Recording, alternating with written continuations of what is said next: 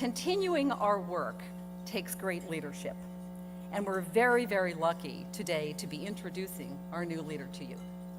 Before I do that, I'd like to welcome one of our very special guests, and our leader is going to be recognizing another guest. But today we have Governor Pataki with us. So Governor, welcome to Aiming High.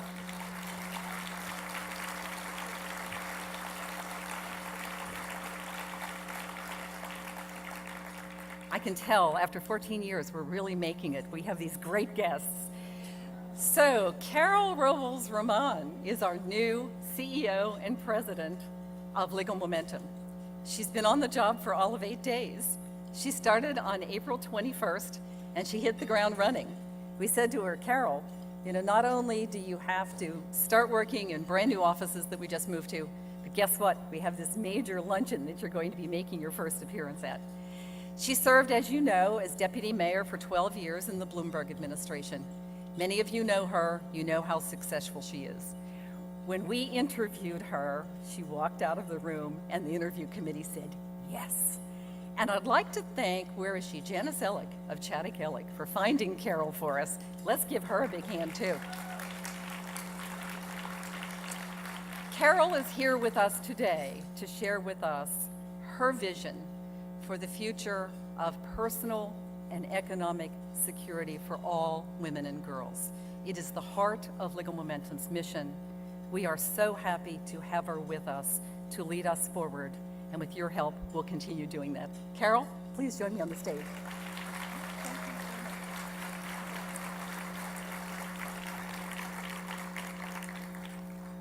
Hello, and thank you, Linda, the Momentum Board, my new team.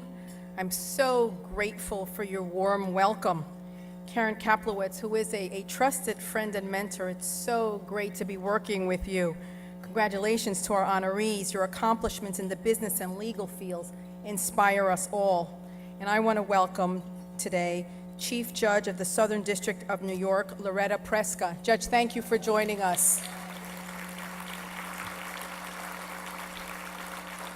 My colleagues who run the best university system in the world, of the City University of New York, thank you for joining.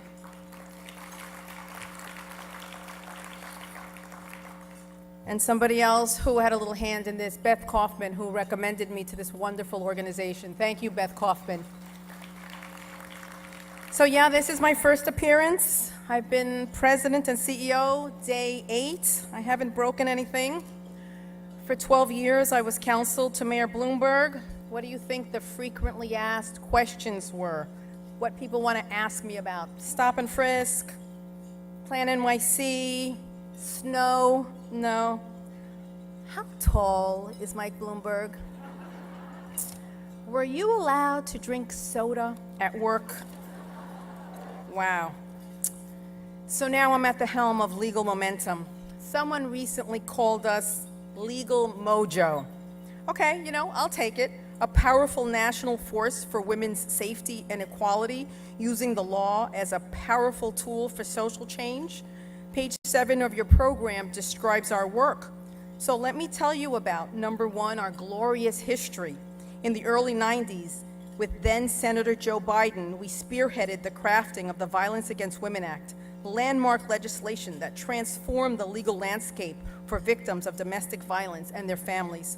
And today, we are the policy leaders to protect women and children. Number 2, our work has impact. Last summer, for example, there was a public outcry when a Montana judge made comments blaming a 14-year-old rape victim and gave the rapist only 30 days jail time because the victim was, quote, as much in control of the situation as the perpetrator. Perpetrator was a 47-year-old teacher, and that the victim looked older than her age. She later killed herself. Lynn Heck-Sheffron, who runs our National Judicial Education Program, helped file a formal complaint against the judge, who's under investigation by the State Attorney General and who is now retired. Yes. I'm apologizing to my husband because he's a judge, but yes, that's a clap line. This is why our groundbreaking work is needed. Our national trainings, education, materials, and advocacy. Because this goes far beyond removing one bad apple. It's working with the nation's justice system, educating judges and others about domestic violence and sexual assault to ensure that victims and that our children get justice. Yesterday's New York Times reported on page 1 about the White House task force to protect students from sexual assault. We were very excited because both of our DC and New York teams have been working with students and the feds to bring schools in line and help girls. Let me tell you about our impact litigation. Quick example. We recently filed suit where a New York City police officer couldn't take the sergeant's exam because she was refused an alternative date because she was pregnant. Well, just days before the exam, she was offered the accommodation of a pillow to sit on and some extra time. She got the call in the delivery room. Wasn't very effective. The law requires pregnant workers be afforded the same accommodations as other city employees, period. We've made wonderful progress.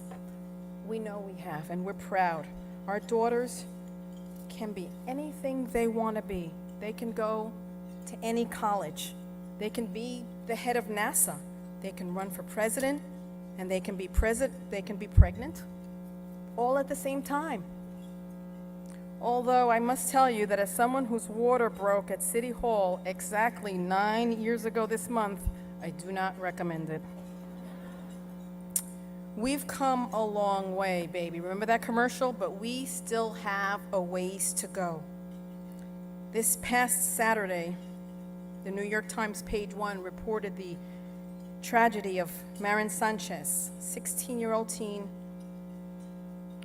same age as my daughter Ariana, of suburban Connecticut, stabbed to death in school by a fellow student, apparently because she didn't want to go to the prom with him. Our work must now go into our colleges, our high schools, to reach our young women. How do we get there? I call it Vision 2024. That's 10 years from now. We take 2 key issues a year, and we really own them.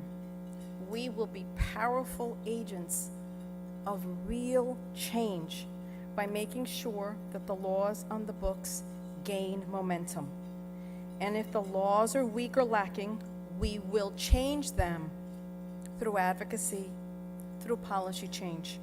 And when that doesn't work, well, I look forward to seeing you at the press conference on the courthouse steps.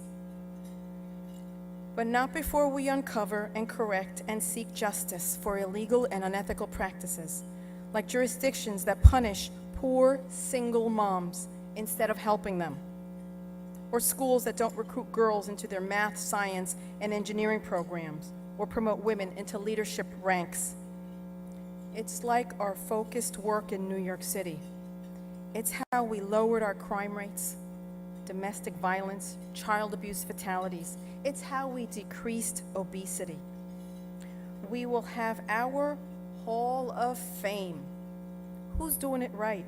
Like the companies being featured today, like the wonderful law firms that are doing pro bono for us and helping women. And we're gonna have our Hall of Shame. And we know who goes there. Those are entities that break the law when they don't support women leaders and break civil rights statutes. We can start today. Imagine waking up in 2024. Equitable universities, workplaces, courthouses, justice systems, judges, not equal. Men and women are not necessarily equal, but fair. Wouldn't you like to see that? I promise you we will. Thank you.